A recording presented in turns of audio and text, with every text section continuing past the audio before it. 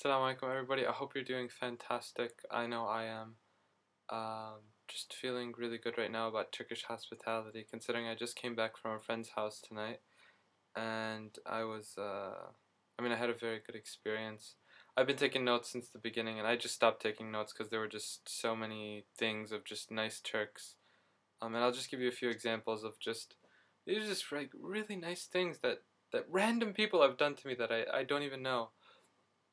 One of them was so I was running late and I had to go to the European side. And for those of you who think it's like an easy thing, they're like, "Hey Tamam, go to this place or go to this restaurant or Tamam, go to this place or that place." It's not easy when you live on the I'm on the Asian side. Sorry, when you're on the Asian side and just crossing over the across the Bosphorus and catching buses and yeah, it's just very far. But usually the tourists stay on the European side. They don't come over to our side.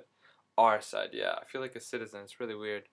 Even like I haven't even gone to that many tourist uh, places like the Hagia Sophia, which everyone goes to, Topkapı Sarayı or Topkapı Palace, because I see it every day on the way to work, and so I just see it, and I'm just like, it's right there.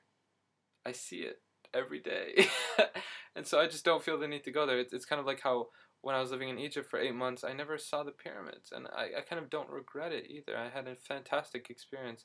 And my hearts and prayers, by the way, are going out to my friends. One of them sent me an email today, and please, I remind everyone to keep them in your prayers.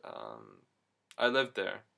I know just a little bit about their troubles and the hard, difficult situation they were under the Mubarak regime. And so I hope whatever is best happens. Whatever is best happens.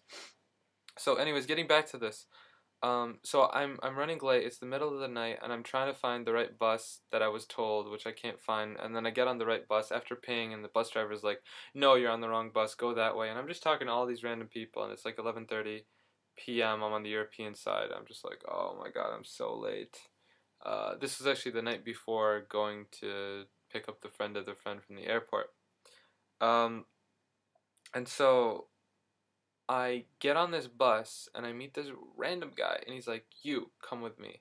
With what little Turkish he had, with what little Turkish I had, I was able to communicate basic things. He got off a bunch of stops before his stop. I think he must have walked like 30 minutes or 40 minutes extra, getting off early for me. Some random guy he doesn't even know anything about. And he just like came and he was just walking with me, and he walked like 15 minutes to get to my location. He's like, "I'll show you where it is." And he got on the phone with his girlfriend who spoke English, and he gave her the phone to tell me, "Are you sure everything's right?" Because I was going to someone's house which is close to a jami or a mosque or a masjid, and it was just so nice. And I was like, "What do you want? Do you want money? Do you want prayer?" He's like, "No, I don't want anything. Just do it." And I'm just like, wow, I just got to this country and just acts of kindness are coming my way. And it was something I really, really appreciated. And then the next morning, I told you that Imam or that Hoja, it comes from Khawaja, if I'm not mistaken, which is Persian. Anyways, it means teacher. I'm called Hoja by some people. Um, or it means Imam, which is the religious leader as well. And so he just finished morning prayer. He should be, and he gave us a ride. Me and my friend and me got a ride from him.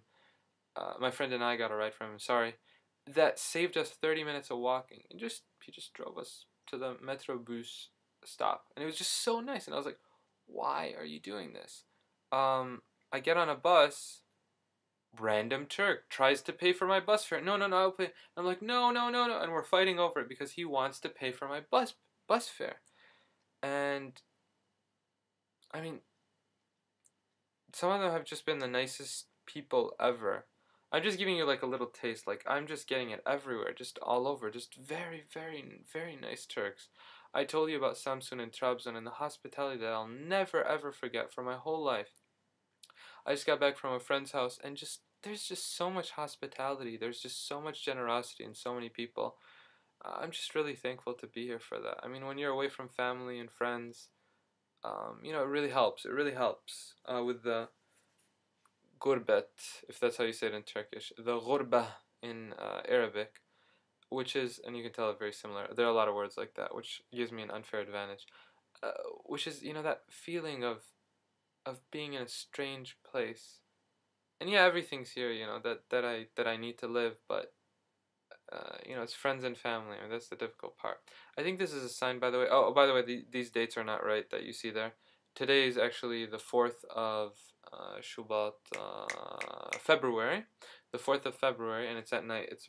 I'm 3 minutes away from midnight, so it's gonna be the 5th while I'm recording these. But I just put on random dates in January just to keep the thing going. So this video and the last video too. And I talked about the stages of homesickness. I don't remember which stage I was on, but I haven't hit the depression stage yet. But I think I'm currently in the depression stage. I mean, I'm not really depressed or anything. You can tell I'm very happy and calm and at ease. But that where you're really, really missing home? Yeah, I think it just finally hit me in the past week or so. So it's been very difficult, and I've been really, really missing home. So I hope I can see them soon. But this is part of traveling. I also have to say, with all due fairness, that there have been some really inconsiderate, rude Turks who have done some horrible, horrible things to me. Things I will not repeat on camera because they know who they are, and they will probably see this, and they will consider it backbiting, probably. So I will avoid talking about those because, yeah, horrible things that yeah, very bad things. And even just like little things, and mostly I'm seeing this from people who are born in Istanbul or they've been here for a long time. No offense to my Istanbul friends, but the eastern people and the south, people from Antep, for example, the south near Syria, or people from the Black Sea, people from the east. I don't want to generalize and say Kurdish people, but generally speaking, I mean, I haven't met a lot of Kurdish people, also people from central Turkey. I mean, they just have a different culture than the Western Turks. For example, when we're eating, in Arabic culture, when you eat, at least this is how I was raised, and this is what I've seen in all these Arabic uh, gatherings that I've been to, Arab gatherings, when you eat, you're constantly thinking of the food. And so if there's a plate of food, you're constantly thinking, how much did I eat and how much did he eat? You make sure that he eats enough or she eats enough, and you're like, no, you eat more. I ate enough. Please, you eat. No, you eat. No, you eat. You no. And it's just this constant, like, very nice thing. And it's like, please have some. And it's like, no, it's okay. I don't want any, because you don't want to be rude and say, yes, give me. And some people find it annoying. They think it's lying and they think it's being insincere. But I kind of like it, I admit. And a lot of people have been like, you want some? And I was like, yeah, it's okay. And they're like, okay. I'm just like, whoa.